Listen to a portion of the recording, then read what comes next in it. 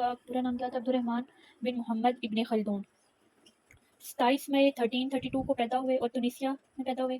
وہ ایک مسلم scholar, philosopher اور ہسٹورین تھے اور سوشل سائنٹسٹ بھی تھے، اور ان کو father of modern sociology, economics, demography and historiography بھی کہا جاتا ہے. ان کا جو اہم کام تھا وہ تھا المقدمہ. ان کی جو فیمس تھیریز ہیں وہ الاسبیہ ہے، theory of social change, theory of rural and urban society. انہوں نے ایک ٹرم ایجاد کی تھی عمرانیہ کے نام سے، اور انہوں نے سائنٹیفک میتھڈ آف اسٹڈی کو انٹروڈیوس کروایا تھا.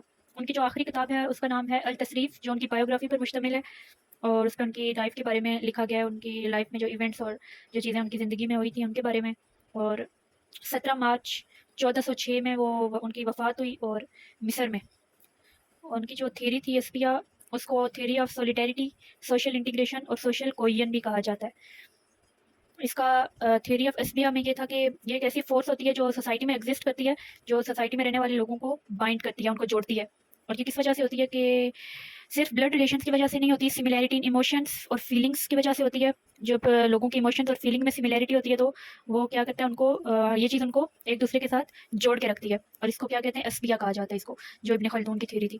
اس کا جو مین پرپز ہے وہ یہ ہے کہ اس کو انہوں نے rise and fall of civilisations کے ساتھ جوڑا ہے، کہ کوئی بھی جو سویلائزیشن ہوتی ہے وہ اس وجہ سے رائز کرتی ہے جب اس کے اندر اسٹرانگ فورس آف اسبیا ہوتی ہے، اور فال تب کرتی ہے جب یہ والی جو فورس ہے کہ ویک ہو جاتی ہے، اور لوگ ایک دوسرے سے الگ ہو کر رہنا شروع کر دیتے ہیں، ایک دوسرے کے ساتھ جڑ کے نہیں رہتے، ان میں یونٹی نہیں ہوتی، اتحاد نہیں ہوتا.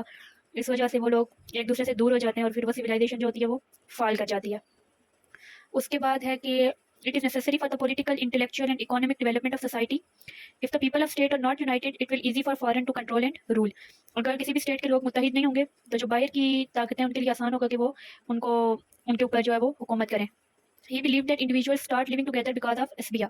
The common interest attract them toward one another and they start living together. On the basis of SBA, social groups are constructed.